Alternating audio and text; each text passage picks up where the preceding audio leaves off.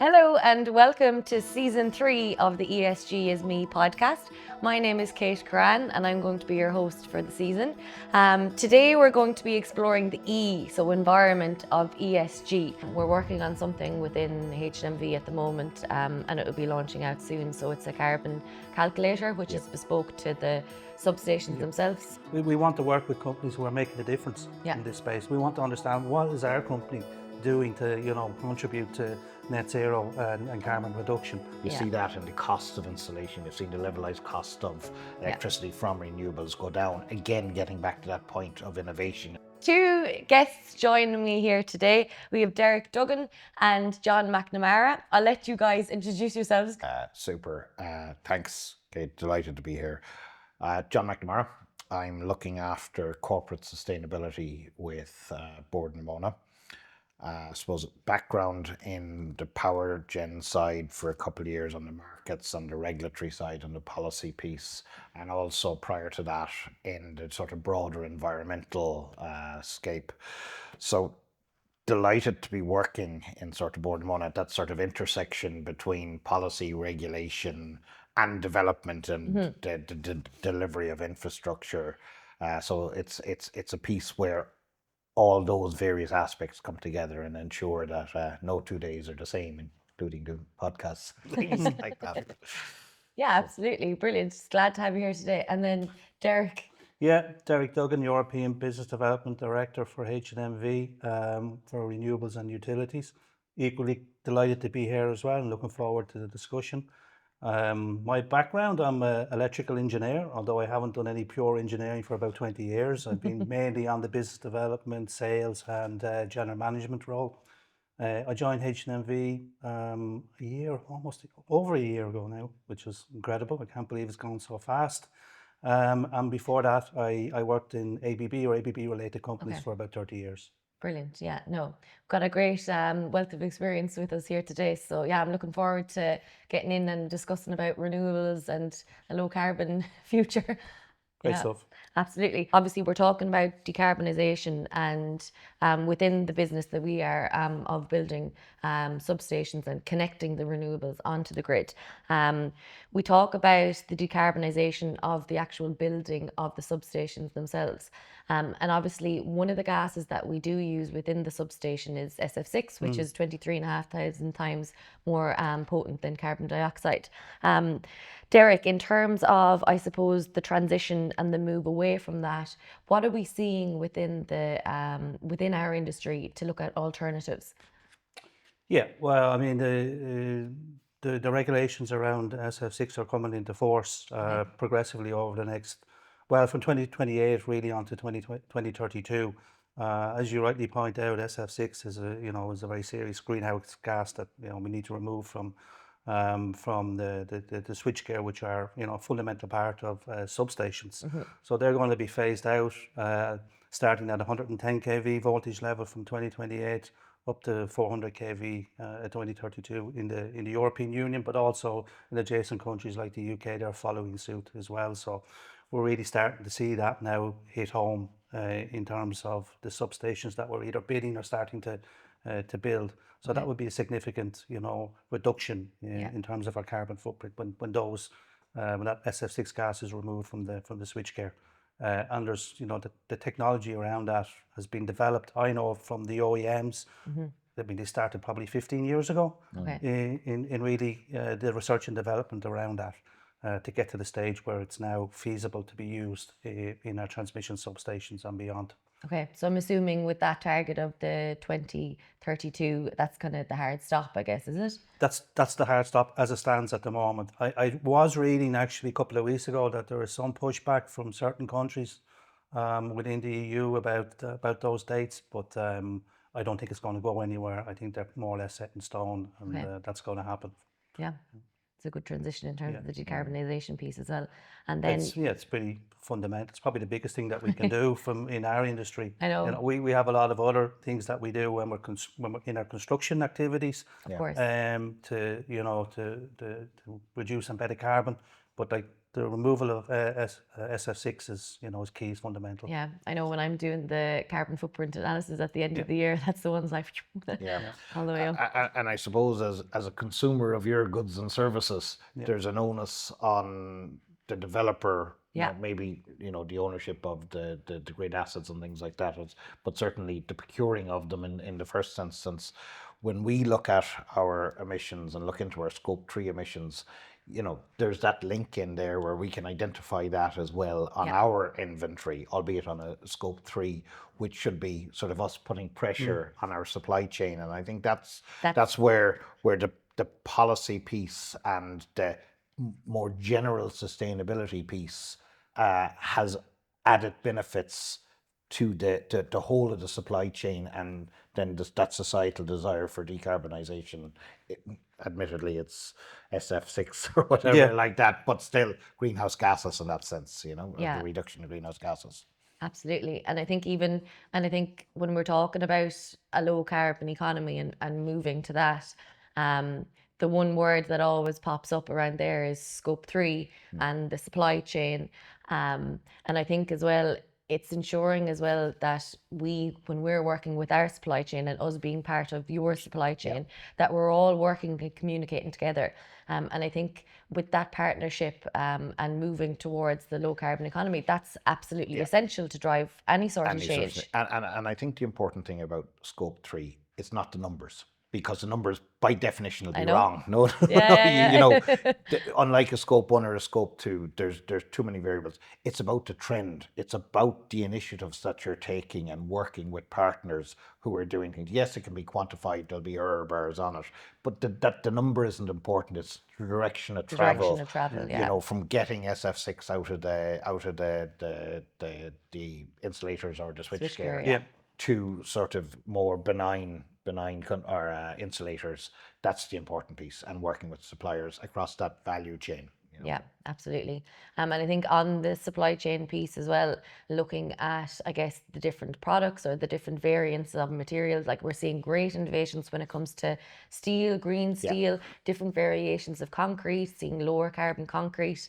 We're working on something within H&MV at the moment, and it will be launching out soon. So it's a carbon calculator, which is bespoke to the substations themselves. So we're providing clients with a service that we can offer them basically a reduced carbon footprint on the design and build of a substation, and show them how they do that, and what are the hot spots across the substation. That's brilliant.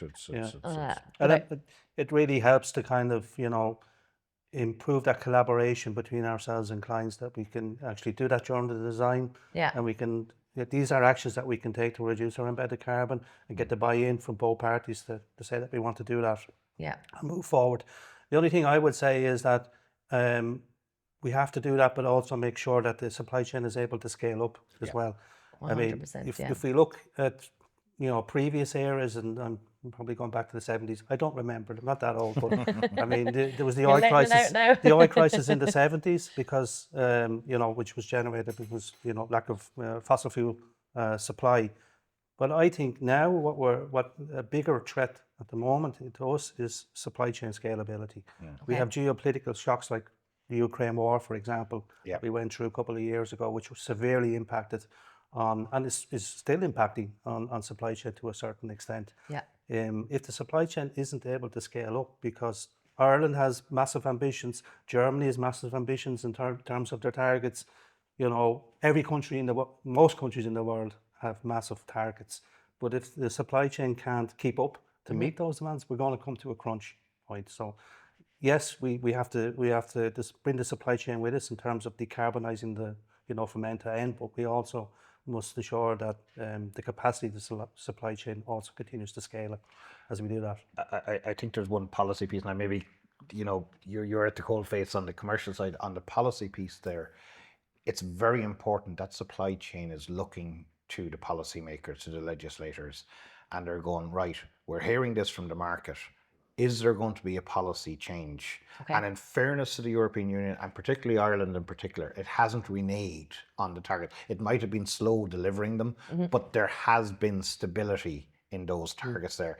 And that's the other side of the coin that's critical, as well as the market sort of sending the signals out to the supply chain that there's a what's the word I'm looking for? A Pipeline of work. pipeline Yeah, yeah. of work ahead, knowing that the rug isn't going to be pulled under their feet from a policy point of view is equally important as well. And I think we've been relatively lucky in Europe, and It's been particularly in pretty Ireland, stable. it's Like, been yeah, pretty stable yeah. around that, and that's important. That's the other side of the coin. I mean, we talk about momentum. I mean, you get momentum really when you have alignment of, the technology development and cost, the policy incentives and the market demand. When they're aligned and pulling in the same direction, Yeah. then you get real momentum. That's when it happens. And then obviously talking about the transition piece that we were talking about with the electrical and the green transition in that sense. John, I'd like to talk to you about the brown to green transition that Board Móna has undergone. And I suppose if you could, in a sense, paint us a picture. Paint a picture. Yeah. Like I imagine most people watching or listening are familiar with Bord na Móna, set up under the Turf Development Act in 1946, but would have existed, I think, in maybe 1934 as the Turf Development Board. So we've been on the pitch about 90 odd years or 90 plus years in terms of fundamentally being an energy company. Okay, if you take a step back, and I suppose for the vast majority of that time, the energy was sourced from an indigenous fuel, which was peat. Uh, Interestingly, very dependent on climatic conditions to dry the Of peat, course, yeah. that people forget, and we're kind of back there again. So look, the concentration of peat and Bord na Móna's activities would primarily have been around the Midlands, where we are. And as well as the energy security, the sort of development of industry, there was an employment aspect, and there was also a wider societal benefit from the harvesting of peat and being self-sufficient in fuel. There's an interesting stat, if you go back to the 60s, prior to the first energy crisis, we probably had a higher rate in the electricity sector of indigenous fuel between hydro and peat than we have today in terms of the gas imports. Yeah. Now, admittedly, the volume of electricity and the demand was Demand was much orders of lower. magnitude smaller, but Okay. we are beginning to sort of go full circle again with renewables, and it's an important part here that, from a balance of trade point of view, from a security point of view, it's our asset, it's our prime mover, which will be the wind and the solar and biomass to another extent as well. So I suppose we've been in that energy space primarily on the peat side through a whole host of reasons, which would be 2 podcasts in itself. Okay. There was a lot of drivers as well as what writing on the wall in terms of carbon and decarbonisation. And people would say that, peat was a dirty fuel. Okay.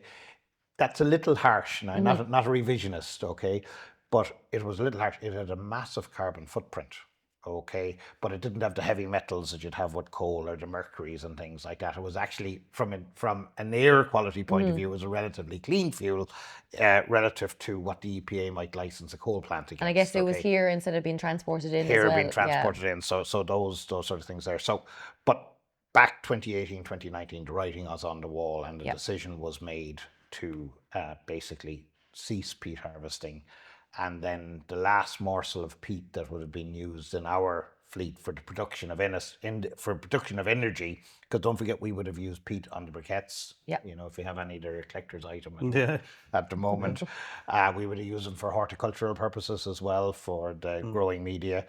And then obviously for the production of electricity. So the last sort of firing of the Eden Dairy Station, which is now 100% biomass with peat, was on the 23rd of December 23. Okay. And after that, and that plant is now 100% biomass, and we've taken peat out of our business entirely. So we have no revenue line associated with peat. Okay. So commensurate with that, obviously we've had the big sort of seismic shift or the 180 shift towards renewables and renewable development, and then complementing that on our land bank, which is sort of 80,000 hectares, is the sort of win-win-win approach to sort of biodiversity okay. and the sequencing of not all our 80,000 hectares are suitable for wind. Yeah. And even those that are, it's only about 4 or 5% of the land is needed Within for it, the okay. infrastructure, be it for the turbines, the set down area, and the grid grid infrastructure. infrastructure. And then you get that in place first, then you can do your remediation or your rehabilitation on those lands. And then the third win will be the biodiversity gain that subsequently arrives and the natural capital benefits that arrive post that. But it's important that that sequencing where you identify a site that's ripe for renewable energy comes first, then the rehabilitation interstitially between the turbines and the grid assets and the like, and then you'll have your benefit of your biodiversity and natural capital post that. Yeah, it's kind of gone full circle as well when it comes to the community sense. So like as in obviously the peat and the bog would have been a big driver for bringing a community together. Yeah. And from what I'm seeing with the work that you're doing now with the rehabilitation, making walks, making parks, making recreational places where people can come meet and build that community aspect around it again. Yeah, look, I think, you know, the reality is in terms of the labor intensiveness of producing a megawatt of heat or electricity from peat versus wind or solar, they're not comparable. So Yep. we're never going to see the days of, you know, hundreds of people in a community being involved in that energy production. But in saying that, you know, that energy production is allowing, getting back to our opening comments here, a sort of lifestyle where you can sort of, you know, do jobs. Even people working, you know, 10 years ago, unthinkable that you could work 2 or 3 days from home. Absolutely. You know, so that's powering, and maybe slightly controversial to say it, it's powering the data and internet infrastructure to allow that transition to occur in people's lives and keep that quality of life without the carbon intensity, but with the offset of the being less labor intensive. Absolutely, yeah. And I think as well, and it's something that Bord and Móna obviously are doing and something that you've touched on, and the rehabilitation of nature and bringing that back. Because I don't think we understand or value when it comes to economics, the value of nature in the long run. And I think that's something that, you know, companies, what I'm seeing now in Ireland and abroad at multiple different forums are coming to the forefront. There was actually... Maybe if we just move on, Yep. and there, like I don't Yeah. just, I mean, I'm not saying it just because you're sitting beside me, John, but like what Bord them on and how they've adapted their business model in a relatively short space of time to become essentially a pure play renewable energy generator is really impressive. And we talk about inspiration. If that doesn't inspire, I know. I don't know what does really. But I suppose that inspiration and that transition shift and that molding or the changing of times, and I think that one story kind of shows multiple different companies, you know, that it is absolutely possible to change and to diversify, and it's something that we should all be 100% striving for. And I mean the stats, I'd be remiss of me not to say it. I mean, we would have doubled our installed capacity between 2010 and 2020. We've doubled it again between 2020 and 2025, and we're looking to double it again out to 2030. You know, in terms of where we get to, it's not without our challenges, as we well know, but that's the sort of ambition and that's the story. And as you said, the transition in the business case to focus laser focus on the delivery of renewables and low carbon infrastructure and associated assets. I'm talking about the energy parks and other sort of changing how that paradigm shift, changing how sort of industry and business operates to help them with their decarbonisation and low carbon journey as well. Yeah, absolutely. I do like that approach, that, and I know some ecologists, pure ecologists, aren't too impressed, but it's the right step from a bottom up approach in the UK, where they have the net biodiversity gain when you're looking at a new development, and you have to show a 10% increase from a sort of a matrix type approach. So that's a sort of bottom up approach led by the developer. You have the nature restoration law coming in for more degraded lands at a European level to increase those by, or to degrade them, so regrade them, I Regrade suppose, them, rehabilitate. by at 20%. Okay, I Okay. think that's so you see a push from the top and a pull from the bottom. I think that's important, and certainly all the developments we will be doing. Okay, even leaving aside the peatlands rehabilitation scheme that we have, there's chapters in the EIS and there's plans in the EIS about biodiversity, about compensation habitats if it's an issue. So it is embedded into our development plans. And getting back to that point I was making about that win-win-win approach, if you know what I mean, if it's done right, you can deliver the infrastructure, you can get the benefits from that infrastructure. You can also then sort of rehabilitate the lands and then subsequently get the natural capital or biodiversity gains in those instances. Absolutely. Trying to stay. I think there's definitely as well, there's a bottom-up push as well from employees within companies, 100%. because the awareness and the investment in understanding our surrounding landscapes, the biodiversity, I mean, that's increased so much over the last, medium to short term. And there's definitely a groundswell of opinion from employees. We want to work with companies who are making a difference in this space. We want to understand what is our company doing to contribute to net zero and carbon reduction. So I think companies see that. So it's kind of a little bit of a virtuous circle, I suppose. There's a push from the bottom up, from the employees upwards, but there's also then that resonates with the boardroom, if you like, and then comes back down in terms of, okay, we need to put in place serious actions, measurable actions that we're held to account on in terms of what we're doing around this. But when we look at Ireland Inc., or when we look at Europe, and I suppose some of the targets that we have for the energy transition, when some of the targets we have, say, for the penetration of renewables on the grid, are we optimistic? Are we a bit dismal? Or what's the general consensus here? I'm a sales guy, so I'm naturally optimistic. You have to be. Have to be. I think we get fixated on targets a lot. I mean, I'm more interested in, what's the direction of travel, what's the momentum, are we moving in the right direction? And I think we definitely are. Okay. It's, as I said, especially on this continent, I think Europe is, and to be fair, like countries like China are also a massive leader in this as well. We're definitely from the community up, through industry, through government, through the EU itself, and it's setting its policies.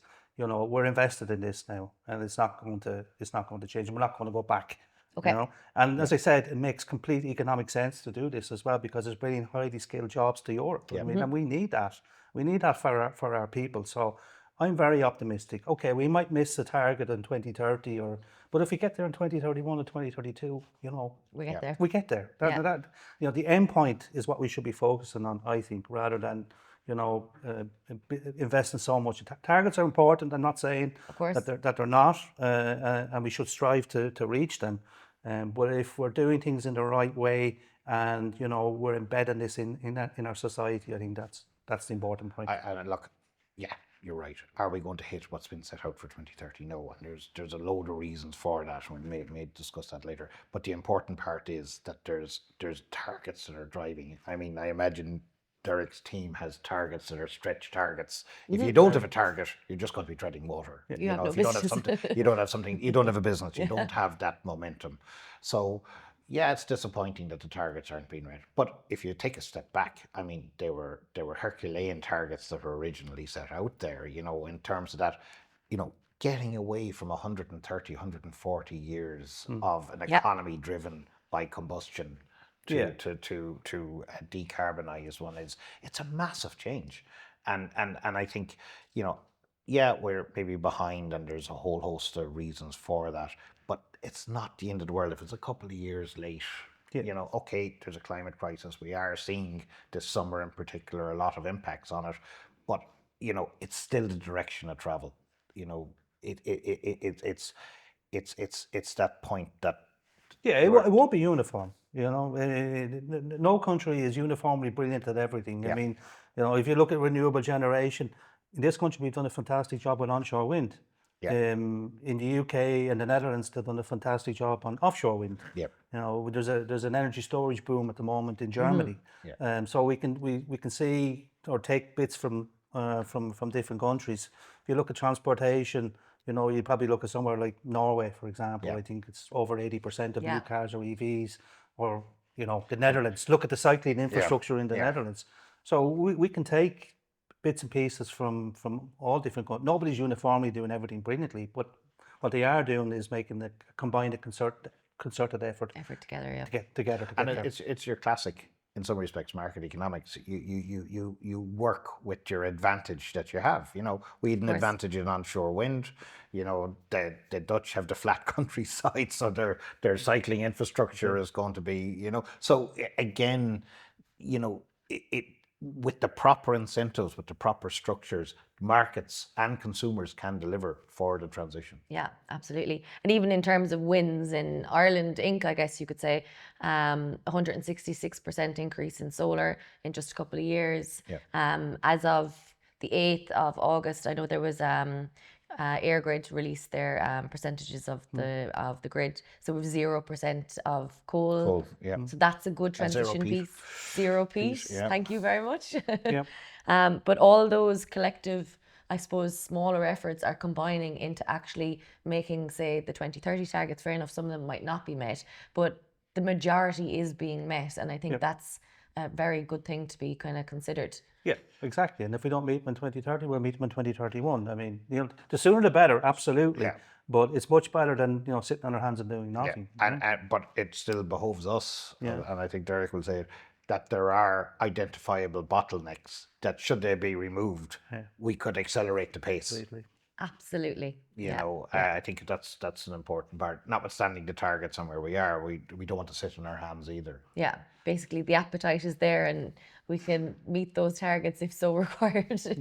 Yeah, I mean, what's stopping us are, you know, completely within our control and power, really, to remove, especially in this country. Absolutely.